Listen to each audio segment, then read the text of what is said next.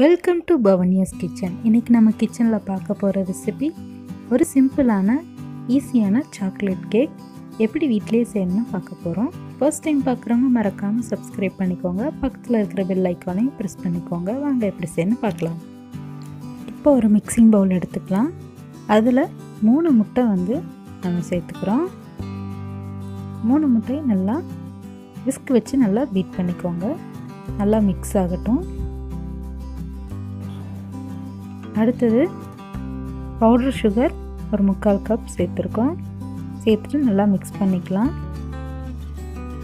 உங்களுக்கு இந்த மாதிரி அடிக்கிறதுக்கு சிரமமாக இருந்ததுன்னா நம்ம மிக்ஸி ஜார் கூட யூஸ் பண்ணிவிட்டு விப்பரில் போட்டு இந்த மாதிரி அடித்து எடுத்துக்கலாம்.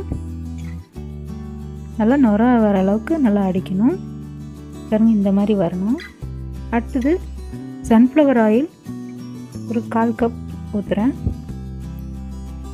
இதையும் நல்லா மிக்ஸ் பண்ணிக்கோங்க. எண்ணெயும் முட்டை சர்க்கரை எல்லாமே நல்லா மிக்ஸ் ஆகி வரணும்.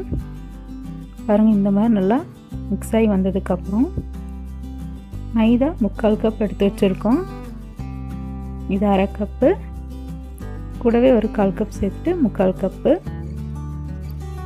இது கூடவே ஒரு 1/4 கப்பு கொக்கோ பவுடர் ஆட் பண்ணிக்கிறோம். நல்லா ஜலிச்சு சேர்த்துக்கலாம்.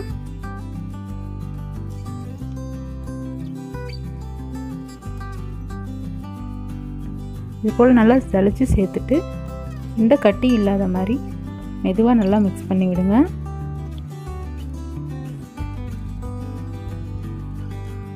இது போல் நல்லா மிக்ஸ் பண்ணிகிட்டே இருந்தீங்கன்னா ஃபைன் பட்டராக இந்த மாதிரி திக்காக கிடைக்கும். இது கூடவே நம்ம பேக்கிங் சோடாவும் பேக்கிங் பவுடரும் ஆட் பண்ணிக்கலாம். First baking powder 1 teaspoon add பண்ணியிருக்கோம். பேக்கிங் சோடா 1/2 டீஸ்பூன் ஆட் பண்ணியிருக்கோம். ஆட் பண்ணிவிட்டு நல்லா மிக்ஸ் பண்ணிக்கோங்க.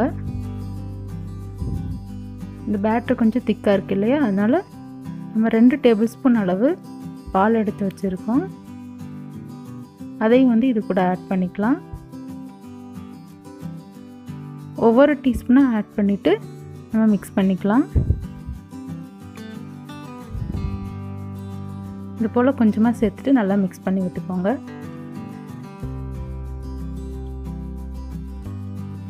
கேக் பேட்டர் இப்போ ரெடி ஆகிடுச்சு. அடுத்தது நம்ம டின்னை எண்ணெய் வச்சு நல்லா க்ரீஸ் பண்ணிவிட்டு மேலே மைதா டஸ்ட் பண்ணிட்டோம்னா கேக் டின் ரெடி ஆகிடுச்சு. மேலே பட்டர் பேப்பர் போட்டுட்டு நம்ம இந்த பேட்டரை டின்னில் பாதி அளவு நம்ம ஃபில் பண்ணிக்கலாம். போல் ஃபில் பண்ணிவிட்டு 1/2 டின் ஃபில் பண்ணுங்கள், போதும். நல்லா ஃபில் பண்ணி எடுத்துகிட்டு நம்ம ஒரு தடவை இதை தட்டிக்கலாம். உள்ள ஏதாவது ஏர் பபிள்ஸ் இருந்தாலும் ரிலீஸ் ஆகிடும். இப்போது இதை நம்ம பேக் பண்ண போகிறோம்.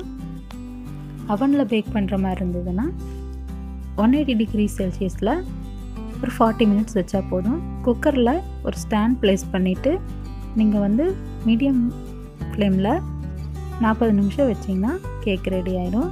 கேக் நல்லா ஆறுனதுக்கப்புறம் நம்ம இந்த மாதிரி திருப்பி போட்டு அடியில் போட்டிருந்த பட்டர் ஷீட்டில் ரிமூவ் பண்ணிக்கலாம். இப்போது சூப்பரான கேக் ரெடி ஆயிடுச்சு. உங்களுக்கு இந்த ரெசிபி பிடிச்சிருந்ததுன்னா மறக்காமல் லைக் பண்ணுங்கள், ஷேர் பண்ணுங்கள், கமெண்ட் பண்ணுங்கள். தேங்க்ஸ் ஃபார் வாட்சிங்.